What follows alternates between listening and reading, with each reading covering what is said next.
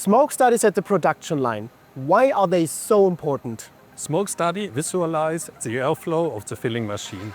We detect critical areas, for example dead zones or turbulences on the machine.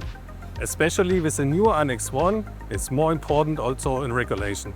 So what's the main goal of a smoke study? The main goal is to protect the product.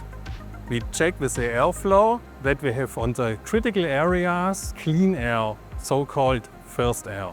How does a smoke study actually look? So we use a special fog generator to have the right amount of smoke to have a good visualization. With cameras we record. This helps later on to check the situation. And what's the process like? There are different scenarios necessary. First, we visualize the machine in stopping position, so-called at rest. Additionally, in operation, with glove interventions, and if you prepare the machine with open doors, could be also important. Sounds like a key quality assurance step. Absolutely. Especially for the compliance, it's necessary to do these smoke studies. Thank you very much for these great insights. My pleasure.